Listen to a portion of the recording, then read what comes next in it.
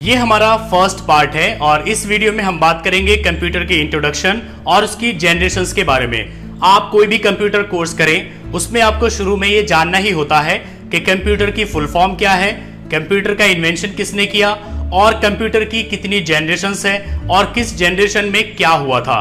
सो आज की इस वीडियो में हम इंट्रोडक्शन और जनरेशंस के बारे में ही बात करेंगे। तो चलिए शुरू करते हैं।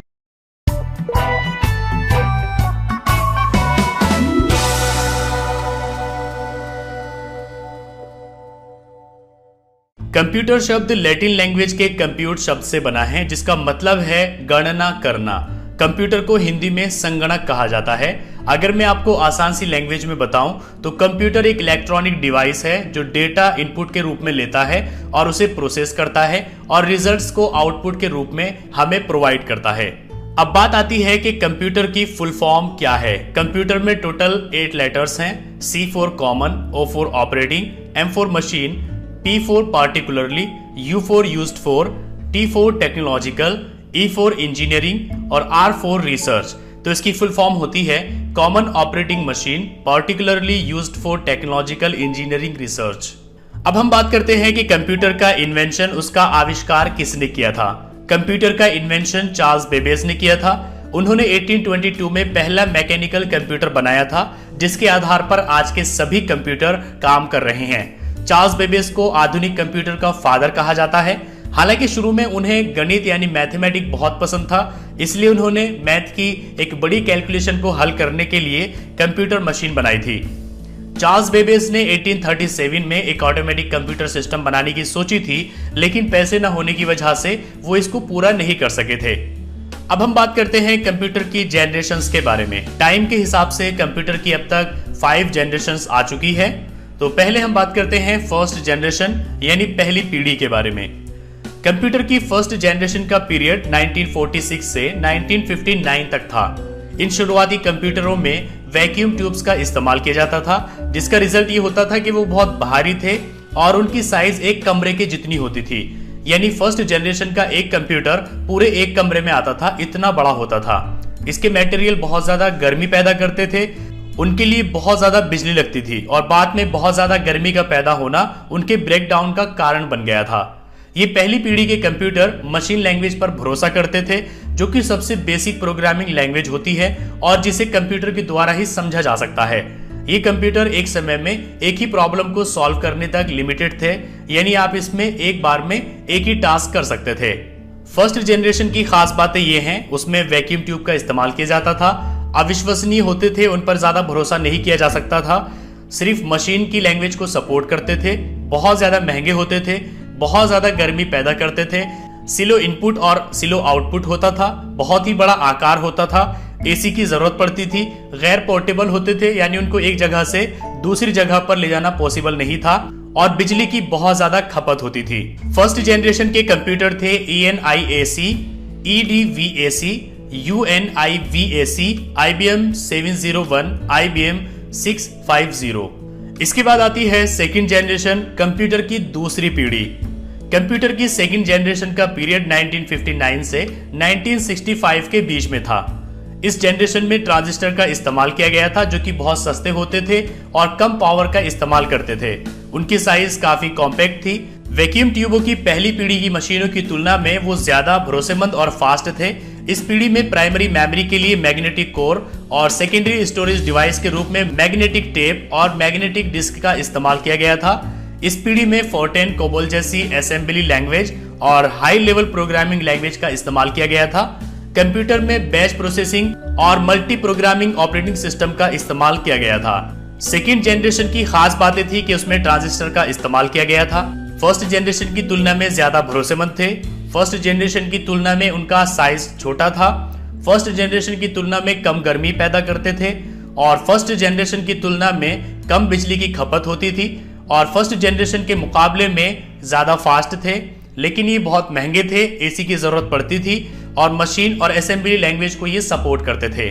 सेकेंड जनरेशन में IBM 1620, IBM 7094, CDC 1604, CDC 3600, UNIVAC 1108 computer थे।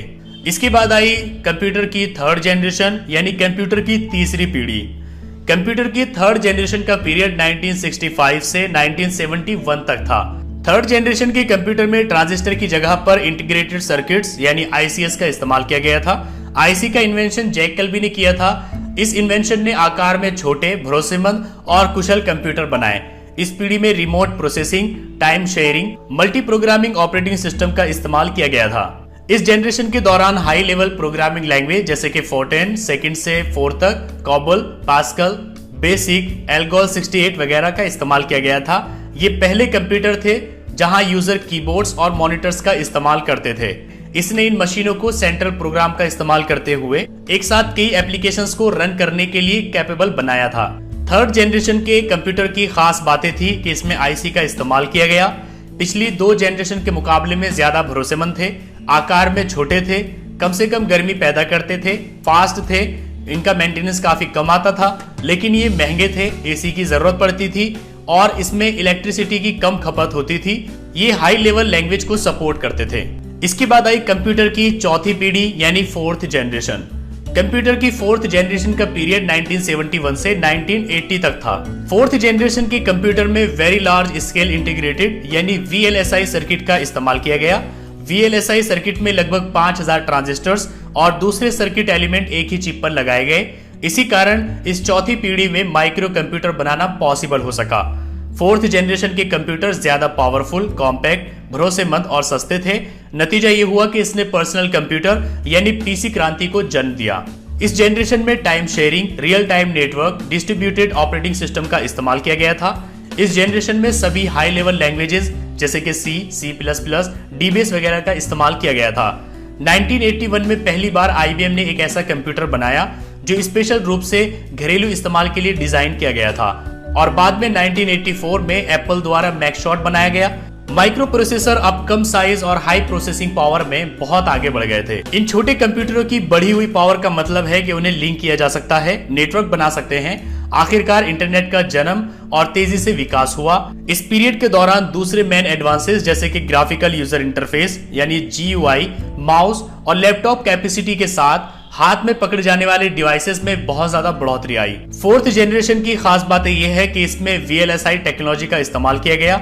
ये काफी सस्ते होते हैं, पोर्टेबल और भरोसेमंद होते हैं। इसमें पीसी का इस्तेमाल किया गया। साइज इनका काफी छोटा होता था। इंटरनेट की शुरुआत हुई, नेटवर्क के क्षेत्र में डेवलपमेंट हुआ और कंप्यूटर आसानी से अवेलेबल हो गया। फोर्थ जनरेशन के कंप्यूटर थे DEC-10, star 1000, Cray-1 super computer, Cray-XMP super computer. इसके बाद आई कंप्यूटर की फिफ्थ जनरेशन यानी कंप्यूटर की पांचवी पीढ़ी। कंप्यूटर की फिफ्थ जनरेशन का पीरियड 1980 से आज तक चल रहा है। फिफ्थ जनरेशन में VLSI टेक्नोलॉजी ULSI यानी ultra large scale integration technology में बदल गई। ये फिफ्थ जनरेशन प्रोसेसिंग हार्डवेयर और AI यानी आर्टिफिशियल इंटेलिजेंस सॉफ्टवेयर पर आधारित है। AI कंप्यूटर विज्ञान की एक उभरती हुई ब्रांच है जो ऐसे कंप्यूटर बनाने के तरीकों के बारे में खोज कर रहे हैं जो इंसान की तरह सोचते हैं। C++, जावा, .NET जैसी सभी हाई लेवल लैंग्वेज का इस्तेमाल इस जनरेशन में किया जाता है। साइंटिस्ट लगातार कंप्यूटर की प्रोसेसिंग पावर को बढ़ाने के लिए काम कर रहे हैं। ये एडवांस प्रोग्रामिंग और टेक्नोलॉजी की हेल्प से रियल ब्रेन के साथ एक कंप्यूटर बनाने की कोशिश कर रहे हैं। AI में शामिल है रोबोटिक, नेटवर्क का जाल, गेम्स, एक्सपर्ट सिस्टम को डेवलप करना जो रियल लाइफ सिचुएशंस में फैसला ले सके। फिफ्थ जनरेशन की खास बात यह है कि इसमें ULSI टेक्नोलॉजी का इस्तेमाल किया गया, आर्टिफिशियल इंटेलिजेंस की डेवलपमेंट की गई, नेचुरल लैंग्वेज प्रोसेसिंग को डेवलप किया गया, एडवांस पैरेलल प्रोसेसिंग की गई, सुपर कंडक्टर टेक्नोलॉजी में प्रगति हुई, मल्टीमीडिया फीचर के साथ ज्यादा यूजर फ्रेंडली इंटरफेस मिला, सस्ती दरों पर बहुत पावरफुल और कॉम्पैक्ट कंप्यूटर अवेलेबल हो गए। फिफ्थ जनरेशन के कंप्यूटर्स हैं डेस्कटॉप, लैपटॉप, नोटबुक, अल्ट्राबुक और क्रोमबुक। सो गाइस, ये थी कंप्यूटर जनरेशंस की जानकारी। नेक्स्ट वीडियो में हम बात करेंगे कंप्यूटर इनपुट और आउटपुट डिवाइस के बारे में कि ये क्या होती है और इनका क्या काम होता है।